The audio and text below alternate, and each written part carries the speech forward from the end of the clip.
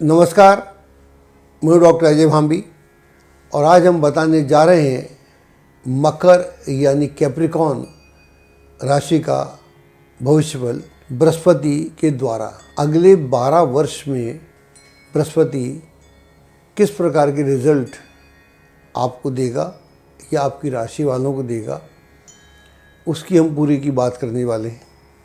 जैसा कि आपको मालूम होगा, हमने एक सीरीज चला रखी है और बाकी सारे वीडियो हमने डाल भी दिए हैं कि बृहस्पति जो है अभी 22 अप्रैल 2023 को मेष राशि में आएगा।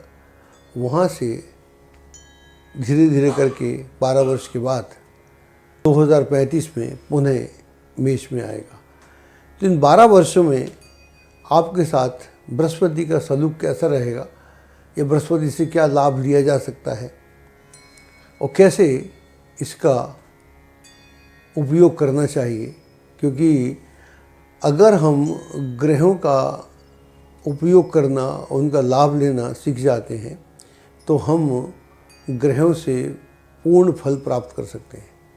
प्रत्येक ग्रह अपने अनुसार हमको फल देता है, लेकिन अगर हम भी चैतन्य हों, अवेयर हों, कॉन्शियस हों, तो हम निसंदेह ज़्यादा लाभ ले सकते हैं। ऐसा कहते भी हैं कि आप खाना खा रहे हैं, पेट भर रहा है, वो तो भर रहा है, लेकिन जिस दिन आप इत्मीनान से पूरे कॉन्शियस के साथ कॉन्शियसली खाना खाते हैं, वो खाने का आनंद ही अलग हो जाता है। जनरली हम सोते सोते खा लेते हैं। तो बृहस्पति भी बदलेगा तो कैसा आपके साथ व्यवहार रहेगा उसका और किस प्रकार के रिजल्ट देगा, वर्ष दर वर्ष, वर्ष प्रति वर्ष, उसकी हम बात करते हैं। मकर राशि से सबसे पहले बृहस्पति चतुर्थ भाव में आएगा। चतुर्थ भाव में जब बृहस्पति आता है या होता है ट्रांजिट में, गोचर में, इसे बहुत अच्छा नहीं समझा जाता, क्योंकि यह जो घर है, ये घर है पीस ऑफ माइंड का। पीस ऑफ माइंड का घर है, ये सुख का घर है, आराम का घर है, शांति का घर है। और इससे जुड़े हुए जो और घर हैं जहाँ बृहस्पति देखता है, एक बृहस्पति देखता है अष्टम भाव को, जो अष्टम भाव जो है उसे हम बहुत अच्छा नहीं मानते, और दूसरा वो द्वादश को देखता है, वो खर्चे का भाव है, और तीसरा वो इनकम को देखता है, 10th हाउस को। तो दोनों के अनुपात में जितना भी आप प्रयत्न करेंगे, उसके अनुपात में जो आपका व्यय है वो ज़्यादा होगा, ये वेस्ट ऑफ टाइम ज़्यादा होगा, वेस्ट ऑफ एफर्ट ज़्यादा होगा, या जो अष्टम भाव है उससे उलझने या संकट या समस्याएं किसी न किसी रूप में आपके सामने खड़ी रहेंगी। और इसके चलते जो बृहस्पति चतुर्थ भाव में है तो उसका जो संबंध पीस ऑफ माइंड से है वो डिस्टर्ब हो जाता है। तो यह मूल कारण है, इसलिए लिखा हुआ है, शास्त्रों में बोला भी जाता है, समझा भी जाता है। हम लोग भी बोलते हैं कि चतुर्थ में बृहस्पति अच्छा नहीं होता। ये सब कुछ मालूम है, जानते हैं क्यों अच्छा नहीं होता, क्योंकि उसकी दृष्टियाँ 2 घरों में बनती हैं। 2 घरों को वो एक्साइट कर देता है।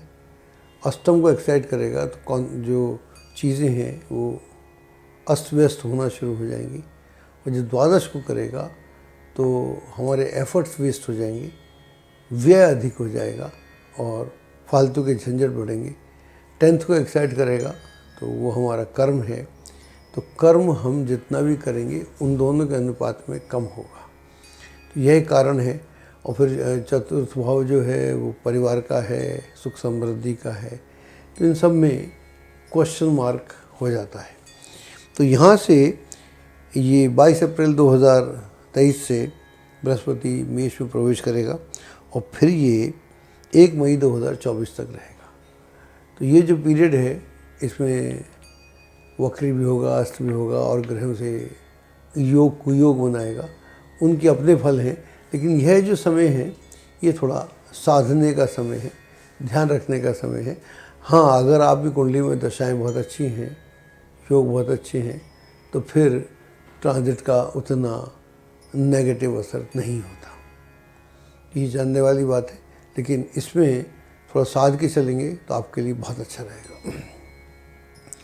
उसके बाद में 1 मई 2024 को ये वृष में प्रवेश करेगा और आपकी चंद्र राशि से पंचम भाव में आएगा। और पंचम भाव में आएगा तो ये भाव आपका यहाँ बहुत अच्छा है। बृहस्पति पंचम में स्वयं भी अच्छा है। यहाँ 1 वर्ष रहेगा, 1 मई से लेकर 1 मई 2024 से लेकर 14 मई 2025 तक यहीं पर रहेगा। तो इसका मतलब ये हो गया कि वृष राशि में जब वो रहेगा तो ये पंचम भाव जो है क्रिएशन का भाव है, और जो भी पढ़ाई लिखाई का भाव है, रिसर्च का भाव है, कुछ नए करने का भाव है, जो भी आप सृजन कर सकते हैं जिस प्रकार का, चाहे लेखन हो सकता है, संगीत हो सकता है, गायन हो सकता है, एक्टिंग हो सकती है, फैशन हो सकता है, यू कैन इमेजिन, एंड वो उस सब एरिया, होटल इंडस्ट्री हो सकती है, जहाँ भी वैभव जुड़ा हुआ है, जहाँ भी क्रिएशन का संबंध है, उसका संबंध पंचम भाव से है।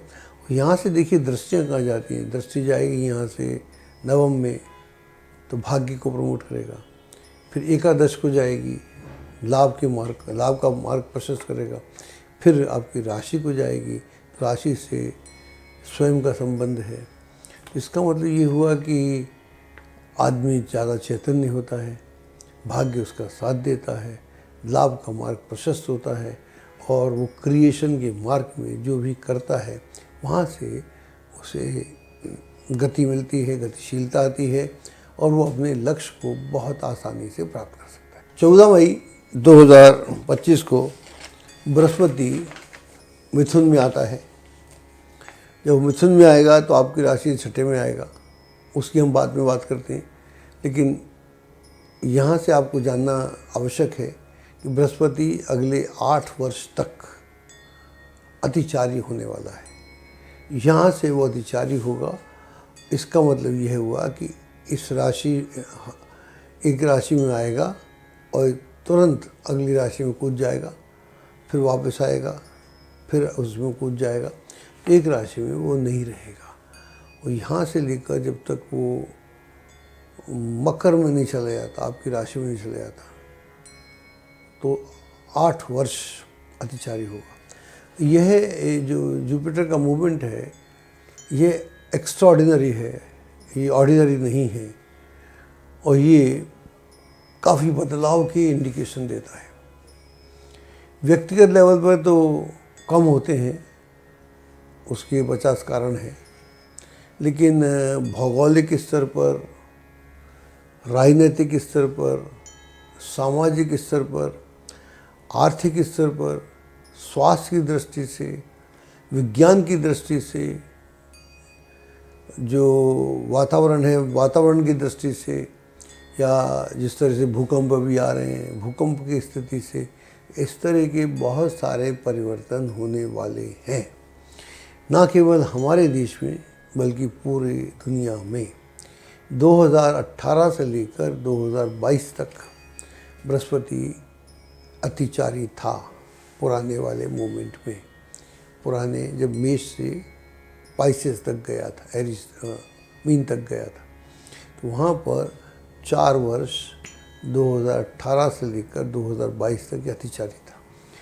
आप सब जानते हैं उस दौरान न जाने कहाँ से, कहने को तो लोग ऐसा भी कहते हैं कि चीन से कोरोना का जन्म हुआ, एपिडेमिक का जन्म हुआ, और फिर ये पूरी दुनिया में फैल गया, और ऐसा कोई देश नहीं था, वो ऐसा कोई कस्बा नहीं था, शहर नहीं था पूरी दुनिया में। भारत में तो आप सबको मालूम ही है क्या बुरा हाल हुआ था कोरोना के 2 सालों में। जीवन अस्त व्यस्त हो गया था, प्रत्येक घर में कोई ना कोई मौत हो गई थी या आसपास मौत हो गई थी। ऐसा कोई मोहल्ला नहीं था, लाशों के ढेर लगे हुए थे, हाहाकार मचा हुआ था, इनकम लोगों की ख़त्म हो गई थी, आना आवक जावक बंद हो गया था, ट्रेन प्लेन बस सब बंद हो गई थी, रोड एकदम खाली हुए थे, एक बुरा हाल था। हेल्थ का बुरा हाल था, लोगों की वेल्थ का बुरा हाल था, जीवन अस्त व्यस्त था, ये सब हमने देखा है। तो 2 साल बड़े भयंकर थे, उनके जो कॉन्सिक्वेंसेस हैं, असर हैं, अब तक चले आ रहे हैं। देशों की इनकम वैसी नहीं रही, युद्ध की स्थितियां तैयार हो गई, यूक्रेन और रशिया में युद्ध हो रहा है, और भी कई जगह हलचल रहती है बॉर्डर्स पर। तो यह जो स्थितियां हैं उस समय हुई थी। अब मैं कतई ऐसा नहीं बोल रहा हूँ कि ऐसा ही सब कुछ होगा, क्योंकि मेरा ऐसा मानना है कि प्लैनेट्स डोंट रिपीट देमसेल्फ। हाँ, सूर्य उसी राशि में आता है, शनि भी उसी राशि में आता है 30 साल में, ये सारी बातें दुरुस्त हैं। बृहस्पति की बात कर रहे हैं, वो भी आता है, लेकिन जब बृहस्पति आता है तो अकेला नहीं आता, बाकी ग्रह जो आते हैं उनकी अलग चाल है। तो कहीं मिल भी जाए वो, तो भी वो रिजल्ट नहीं देते। सो यहाँ कुछ रिपीट नहीं होता। जो आज के दिन आपके साथ हो गया, लगभग वैसा हो सकता है, होता भी है, लेकिन वैसे के वैसा नहीं होता। तो क्या होगा वो एक अलग विषय है, यह मैंने छेड़ दिया है, आपके लिए जानना बहुत ज़रूरी है। अगर मैं वास्तव में ज्योतिषी हूँ तो मेरी जिम्मेदारी है कि जो भी ज्ञान मैं आकाश से प्राप्त करता हूँ, मैं उसे आप सबके साथ साझा करूँ, ताकि एक तो आपकी जानकारी बढ़े, और दूसरा आप भी समय रहते कुछ सही निर्णय ले सकें, ताकि आपकी कोई जो अप्रत्याशित मुश्किलातें होती हैं, दिक्कतें होती हैं, उनके लिए आप तैयार हो सकें। तो ज्योतिष का जो संबंध है वो मानवता के कल्याण के लिए है, और ये मेरी ड्यूटी है, मेरी जॉब की ड्यूटी है। मैं इसको जॉब की ड्यूटी बोलता हूँ। This is my job. तो जिसका जॉब होता है उसको आगाह करना पड़ता है, वो आगाह नहीं करता तो ऑनर्स लाइज ऑन हिम, तो वो पाप का भागी बनता है। इसलिए मैं समय से पहले ऐसी बातें करता रहता हूँ। अब जब ये अतिचारी होगा, अब देखिए अतिचारी कैसे होगा, आपको थोड़ा समझ में आ जाएगा। ये 14 मई 2025 को ये गया मिथुन में। जैसे 2 साल आपने पहले देखा, 1 साल पूरे रह रहा था। ग्रह वक्री होते हैं, ग्रह अस्त होते हैं, ग्रह उदित होते हैं, अस्त होते हैं, सब चलता है, ये ग्रहों के मूवमेंट है। लेकिन वो राशियाँ नहीं बदलती इतनी जल्दी। जब वो राशि बदले, इसको रिजल्ट देना है, मान लीजिए मिथुन के, मिथुन में ये रहा 5 महीने। 5 महीने बाद 18 अक्टूबर 2025 को ये चला गया कर्क में। अब ऐसे आप मान के चलिए कि आपको यहाँ पर होना है एक अमुक समय के लिए, साल भर के लिए। आप आए, साल भर तो छोड़िए, 4-5 महीने के बाद आप जंप मार के वहाँ चले गए। तो इसका मतलब हुआ आपका यहाँ का इन्फ्लुएंस तो ख़त्म हो गया। जो आपका यहाँ का प्रभाव था, यहाँ के जो एंगल्स आप बना रहे थे, यहाँ पर जो इक्वेशन आपके साथ जुड़ रहे थे, वो तो ख़त्म हो गए। अच्छा, आपको भी नहीं मालूम, आप पूरी राशि 30 डिग्री आपने ताबड़तोड़ तरीके से ख़त्म कर दी, पार कर दी। तो उस राशि पे आपका प्रभाव ही नहीं हुआ। तो आपके लिए अच्छा हो गया एक तरह से। इसलिए अच्छा हो गया कि मिथुन में जब आया तो आपके 6ठे भाव में हुआ। 6ठे भाव में जुपिटर अच्छा नहीं होता, लेकिन 5 महीने में ताबड़तोड़ निकल गया। जो भी अच्छा बुरा होना है उसकी सीमा 5 महीने बन गए, बजाय कि साल भर वो झंझट चलते। 5 महीने में ताबड़तोड़ से समस्या आई, समस्या ख़त्म हुई, समस्या चली गई, या कोई सामने वाला भूल गया, कोई हम भूल गए, केस हुआ, उसने फाइल ही नहीं किया, ऐसा मान लीजिए। कोई झगड़ा था, वो झगड़ा ही समाप्त हो गया, ये बंदा रहा ही नहीं वहाँ पर। इस तरह की चीज़ें आपके साथ होंगी। कोई अफसर आपको तंग कर रहा था, उसी का तबादला हो गया। 6ठे घर में इस तरह की झंझट होते हैं, आपके लिए अच्छा है। लेकिन अगर आप पूरे ब्रह्मांड में सोचेंगे तो आपको मुश्किल होगी। आप मत सोचना, मैं सोचूंगा क्या होगा, बट आपको बता रहा हूँ, तरीका बता रहा हूँ हम कैसे देखते हैं। उसके बाद ये सीधा 2 महीने के लिए कर्क में आ जाएगा। कर्क में आ गया तो आपकी कुंडली 7th में आ गया। तो यह वो समय है जब नई पार्टनरशिप हो सकती है, नए लोगों से मुलाकात हो सकती है, विवाह हो सकता है छोटे समय में, और कोई सुख समृद्धि की बात भी हो सकती है। तो आपके लिए ज़रूरी है कि आप इनका लाभ उठाएं। अब यहाँ पर ये नए घर में आया, कर्क में आया, कुछ समय के लिए रहा 2 महीने, उसके तुरंत बाद ये इधर 5 दिसंबर को दोबारा से मिथुन में आ गया। तो लंबा नहीं रहा, अक्टूबर में आया और यहाँ आ गया, फिर मिथुन में आ गया, आपके छठे घर में आ गया। छठे घर से जुड़ी हुई जो सिचुएशंस हैं वो दोबारा से जागृत हो गई। तो हाँ, कुछ दिक्कत हो गई। अगर ज्योतिष बताने का मतलब ये है कि अगर थोड़ा सावधानी से बात करेंगे, ध्यान देंगे, रिस्क नहीं लेंगे, ऐसे इन्वेस्टमेंट नहीं करेंगे जो नहीं करने चाहिए, फालतू के झगड़े मोल नहीं लेंगे, अफसर से लड़ेंगे नहीं, तो इस तरह के अगर काम ना करेंगे तो अच्छा रहेगा। थोड़ा ध्यान रखेंगे घर में चोरी चकारी ना हो जाए। अपनी CCTV जो कैमरा होते हैं उनका ठीक से प्रयोग करेंगे, वो देख लेंगे ख़राब तो नहीं है। ऐसी स्थितियों से हम बच सकते हैं। तो इस तरह की सावधानी बरतने की ज़रूरत है। लोन देने की ज़रूरत नहीं है, रिस्क से बचना चाहिए। जॉब जैसा चल रहा है उसको चलने दीजिए, ज़बरदस्ती जॉब बदलने की ज़रूरत नहीं है, वरना अगली जॉब में भी वही दिक्कतें खड़ी हो सकती हैं जो पहले वाले में थी। उसके बाद ये 5 दिसंबर को तो आपके मिथुन में आ ही गया। उसके बाद 2 जून को ये कर्क में प्रवेश किया, वहाँ सिर्फ 5 महीने रहेगा। 5 महीने रह के 31 अक्टूबर 2026 को फिर सिंह में आ जाएगा, यानी अगले घर में चला गया। लेकिन यहाँ इसने कर्क का बहुत सारा रास्ता पूरा कर लिया, लेकिन अभी ये कर्क में लौटेगा। तो अगर ये जब सिंह में जाएगा ये 31 अक्टूबर 2026 को, लेकिन वहाँ ये मात्र 3 महीने रहेगा। सिंह में जाएगा तो आपकी राशि से अष्टम होगा। अष्टम में फिर दिक्कत देता है, वो अच्छा समय नहीं होता, उसका ध्यान रखना पड़ेगा। लेकिन ये दोबारा से अभी डिस्टर्ब्ड है, तो वहाँ से ये 25 जनवरी 2027 को दोबारा से ये कर्क में आ जाएगा और यहाँ आकर यहाँ से ये रहेगा कर्क में आपका 26 जून 27 तक, यानी लगभग 5 महीने ये आप कर्क में रहेगा। जब तक ये कर्क में रहेगा वो समय अच्छा है, न्यू पार्टनरशिप के लिए अच्छा है। घर में किसी बच्चे का या विवाह हो सकता है, छोटे भाई का, बहन का, बेटे का विवाह हो सकता है, विदेश जाने की यात्राएं हो सकती हैं, धन का आगमन बढ़िया हो जाएगा, स्थितियाँ बहुत बेहतर हो जाएंगी, इसका आपको लाभ उठाना चाहिए। लेकिन वहाँ से ये सिंह में जब आएगा 26 जून 2027 को, वहाँ से मात्र 5 महीने के बाद यह 26 नवंबर 2027 को ये आगे निकल जाएगा, यानी ये कन्या में आ जाएगा। और कन्या में आके मात्र 3 महीने रहेगा। लेकिन जब 3 महीने कन्या में रहेगा तो आपके लिए वो अच्छा है, क्योंकि कन्या आपके लिए 9th हाउस पड़ता है। वहाँ से 3 महीने रहेगा और तो वहाँ से 3 महीने रह के ये दोबारा से सिंह में आ जाएगा। देखिए वहीं कूद रहा है ये। 28 फरवरी 2028 को ये सिंह में दोबारा से आ जाएगा। सिंह यानी अष्टम में रहेगा, तो that is slightly disturbing period.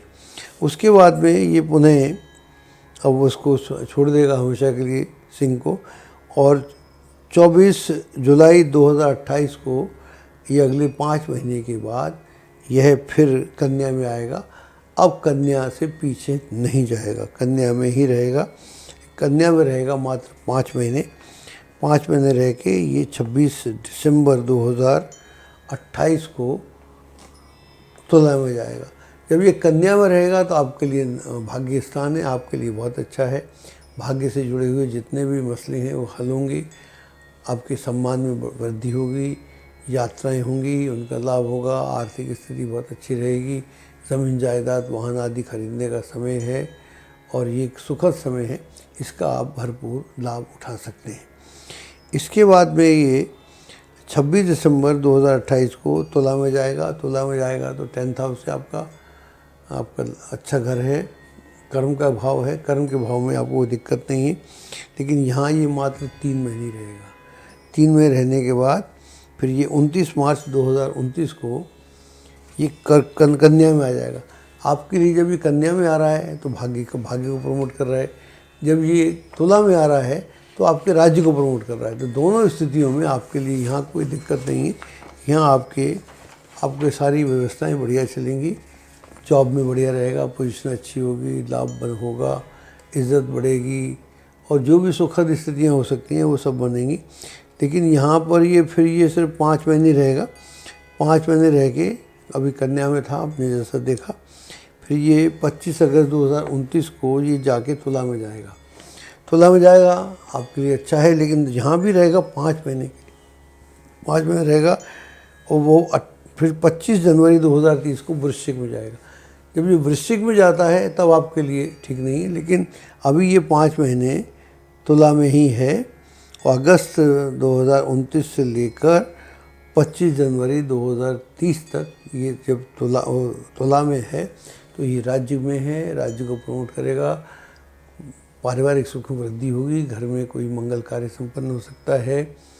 अगर आप एजुकेशन में हैं तो आपको तरक्की होगी, विदेश में जाके पढ़ना चाहते हैं तो दैट इज़ ऑल्सो पॉसिबल। घर वाहन खरीदने का योग भी बनेगा और यह एक बहुत ही सुखद समय है।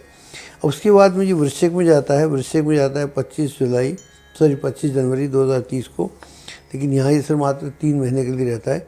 3 महीने यानी 1 मई 2030 को ये वहाँ 3-4 महीने के बाद ये दोबारा तुला में आ जाएगा। तुला में जब आएगा तो आपके लिए फिर वो अच्छा है, जैसा मैंने बोला। लेकिन जब वृश्चिक में है तो वहाँ पर व्यय में अधिकता रहेगी, रॉन्ग डिसीशंस हो सकते हैं, रॉन्ग पार्टनरशिप करेंगे तो उसमें लॉस होगा। ऐसा कमिटमेंट नहीं करना चाहिए जिसकी आपको आवश्यकता नहीं है, जिसकी आपको पूरी जानकारी नहीं। इसका ध्यान रखेंगे तो यहाँ कोई दिक्कत नहीं होगी। हाँ, वृश्चिक में जब होगा, वृश्चिक चूँकि आपका 11th हाउस है, वहाँ आपको लाभ की स्थितियाँ निर्मित होगी। तो वृश्चिक वाले में घबराने की ज़रूरत नहीं, लेकिन वहाँ पर ये सिर्फ मात्र 3 महीने हैं। 3 महीने के बाद तो ये फिर 1 मई 2030 को ये फिर तुला में आएगा। तुला में आएगा तो 10th हाउस है, तुला में कोई दिक्कत नहीं। तो आपके लिए ये कन्या में ठीक है, आपके लिए तुला में ठीक है, आपके लिए वृश्चिक में ठीक है। तीनों राशियों में आपके लिए ये बहुत अच्छा है, इसका आपको भरपूर लाभ उठाना चाहिए। तुला को 5 महीने रह के छोड़ देगा। 23 सितंबर 2030 को ये फिर ठीक से वृश्चिक में आ जाएगा। वो आपका 11th हाउस है। 11th हाउस में यात्राएं होती हैं, धन धान्य की स्थिति बेहतर होती है, पारिवारिक सुख में वृद्धि होती है, बच्चों का प्रदर्शन अपने अपने क्षेत्र में अच्छा रहता है। कुल मिला के यह एक ऐसा समय है जहाँ पर आदमी की महत्वाकांक्षाओं की पूर्ति आसानी से हो जाती है। उसके बाद में 17 फरवरी 2031 को ये धनु में जब जाएगा और धनु में जाके वहाँ पर रहेगा ये 4 महीने के लिए, 14 जुलाई 2031 तक। तो यह समय द्वादश में जब जाएगा तो वेस्ट ऑफ टाइम और वेस्ट ऑफ एनर्जी होती है, वहाँ पर रॉन्ग डिसीजंस होते हैं, उनसे बचने की आवश्यकता है। उनका आप ध्यान रखेंगे तो यहाँ कोई दिक्कत नहीं आएगी। उसके बाद में ये इधर वृश्चिक में दोबारा से आ जाएगा। वृश्चिक में 4 जून 2031 को आ जाएगा, यहाँ पर फिर 4 महीने रहेगा। तो ये इतना कन्फ्यूजिंग है मेरे लिए भी, आप भी बहुत कन्फ्यूज हो रहे होंगे कि ये आगे जाता है फिर पीछे आता है, आगे जाता है पीछे आता है। लेकिन इसका पूरा मूवमेंट है वो फास्ट फॉरवर्ड मोड में है, अतिचारी के मोड में है। तो वो अतिचारी जो है तो वो एक जगह नहीं है। मैंने जैसे आपको पहले एग्जाम्पल दिया कि आप एक जगह नहीं हैं, तो वो स्थितियाँ कैसी हो सकती हैं? वो स्थितियाँ आदमी स्थिरता से कुछ ठीक से कर नहीं सकता। करने को जमता है उससे पहले मालूम पड़ता है स्थितियाँ उसके खिलाफ हो गई। जैसे आप बहुत अच्छे से शादी विवाह का काम कर रहे हैं, सब कुछ हो गया, अब मालूम पड़ा बारात के समय में तूफान आ गया। तो इस तरह की स्थिति है, वो एकदम पीछे चला गया, आगे चला गया। तो आप आगे चला गया, ठीक चला गया तो कोई दिक्कत नहीं, नेगेटिव हो गया तो then it is the problem. उसके बाद में 15 अक्टूबर 2031 को ये धनु में गया। धनु में वहाँ 4 महीने रहा। 4 महीने जैसा मैंने बोला, धनु आपका 12th हाउस है गोचर की दृष्टि से, वहाँ पर ये ठीक नहीं है। इस पीरियड का में ध्यान रखने की आवश्यकता है। लेकिन ये उसके बाद 5 मार्च 2032 को कि 31 अक्टूबर में तो गया था, इधर अगले 4 महीने के बाद ये मकर में आ गया, आपकी राशि में आ गया। जब आपकी राशि में आता है तब फिर ये ठीक है, फिर इसमें कोई दिक्कत नहीं। लेकिन अभी ये शांत नहीं हुआ है, अभी इसका अतिचारीपन चल रहा है। वहाँ से मात्र 5 महीने के बाद 12 अगस्त 2032 को ये पुणे धनु में आ जाता है। धनु में आ गया, 12th में हो गया। यह एक समय है जिसका आपको ध्यान रखने की आवश्यकता है। तो हालांकि मैं बात कर रहा हूँ, बड़ी लंबी बात कर रहा हूँ, अभी हो सकता है कि आपको उतना आनंद ना आए, लेकिन जैसे इस हमारे कार्यक्रम को 2-3 बार आप देखेंगे, वो बाद में भी देखेंगे, तो आपको मालूम पड़ेगा कि एक व्यक्ति आज से 12 साल पहले जो बोल रहा था वो बातें हमारी ज़िंदगी में वैसे की वैसे उतर रही हैं। और ज्योतिष वैसे भी भविष्य का विषय है, तो भविष्य की बात तो होना चाहिए। फिर ये 12 अगस्त 2032 को इसमें आएगा धनु में, जो अच्छा नहीं है। उसके बाद मात्र 2 महीने बाद 18 सितंबर 2000, उसके बाद 23 अक्टूबर 2032 को फिर ये मकर में प्रवेश करेगा। इसके बाद में इसका जो अतिचारीपन है वो ख़त्म हो जाएगा और मकर में प्रवेश करेगा। मकर तो आपकी राशि है, वहाँ ये बहुत अच्छा है। वहाँ से ये इधर 23 अक्टूबर करेगा। तो उसके बाद ये 33 को मार्च 18-33 को कुंभ में जाएगा। जब ये मकर में है तो बहुत ही अच्छा है, आपके लिए लाभदायक है। आपके आत्मबल में वृद्धि होगी, आप बड़े उत्साह के साथ अपने कामों को आगे बढ़ाएंगे। जो रुके हुए कार्य थे वो आसानी से संपन्न होंगे। यहाँ पर ये आपको जो रहेगा अक्टूबर 32 से लेकर मार्च तक, ये आपका बेहतरीन समय रहेगा। और उसके बाद में ये कार्यक्रम चलता रहेगा और फिर ये वहाँ से उसके बाद जाएगा ये कुंभ में। कुंभ में इसका प्रवेश है 18 मार्च 2033 को। वहाँ से ये साल भर के लिए कुंभ में रहेगा। कुंभ में रहेगा, सेकंड हाउस में रहेगा। Second house is also very good for you. वहाँ अब इसका अतिचारीपन ख़त्म हो गया है। वहाँ से ये 28 मार्च 2034 तक ये कुंभ में रहेगा। कुंभ यानी धन धान्य का भाव, घर का भाव, सुख समृद्धि का भाव, विवाह आदि का भाव। यहाँ पर सारी स्थितियाँ बेहतर रहेंगी। उसके बाद में ये 28 मार्च 2034 को अब इसके सीधा मूवमेंट हो जाएगा। वहाँ से ये 1 साल के लिए मीन राशि में रहेगा और 6 अप्रैल 2035 तक इसी में रहेगा, मीन राशि में। मीन में रहेगा तो आपकी हाउस कुंडली से, चंद्र कुंडली से 3rd हाउस में रहेगा। That is again very good for you. यहाँ पर आप अपना कम्युनिकेशन बढ़ा सकते हैं, यात्राएं बढ़ा सकते हैं, लोगों से मिल सकते हैं, रुके हुए सारे काम संपन्न कर सकते हैं। वैसे भी आपको भाग्य का सपोर्ट मिलेगा और आपकी इच्छा की पूर्ति होगी, लोग आपकी मदद करेंगे। यह एक बहुत अच्छा समय है जिसका आपको लाभ उठाया जा सकता है। मैं बृहस्पति के बारे में वैसे कहता भी रहता हूँ कि बृहस्पति 12 वर्ष में 6 साल से ज़्यादा अच्छा नहीं होता किसी के लिए भी, किसी भी राशि के लिए। लेकिन वो कौन सा समय है ये अगर हमको मालूम पड़ जाए समय से पहले, तो हम उसको 6 साल को साधते हैं तो हमारे 12 साल पूरे सध जाते हैं आसानी से। तो यह एक लाभ है, इसका लाभ लीजिएगा। और ये प्रोग्राम आपको कैसा लगा आप ज़रूर बताइएगा। अक्सर तो लोग साल भर का करते हैं, हम कुछ डिफरेंट हैं, हम डिफरेंट सोचते हैं शुरू से ही। तो हमारा विचार है कि पूरी जानकारी हर आदमी को होना चाहिए। आज से मात्र 100-200 साल पहले ही हमारे गाँव में लगभग प्रत्येक आदमी को ही मालूम होता था कि आज कौन सी तिथि है। वार तो सबको मालूम होते ही है, तिथि कौन सी है, चंद्रमा कौन कहाँ है, नक्षत्र क्या है। तो उसके हिसाब से उनका खान पान चलता था, रहन सहन चलता था, तीज त्यौहार करते थे, तो आदमी बड़ा खुश रहता था, मस्त रहता था। अब वो सब तो इस मॉडर्न युग में पॉसिबल नहीं है। लेकिन अगर हम अपनी ज़िंदगी को एक ढर्रे से निकाल के एक नए ऑर्डर में डाल लें, सिस्टम में डाल लें, तो उसका लाभ ले लेते हैं। यही पर्पज़ था ये पूरी एक्सरसाइज करने का। Thank you very much. Astrology की सटीक जानकारी के लिए विश्वविख्यात एस्ट्रोलॉजर अजय भांबी के YouTube चैनल ABC चैनल को सब्सक्राइब, लाइक और शेयर करें। लेटेस्ट अपडेट के लिए बेल के बटन पर जरूर क्लिक करें।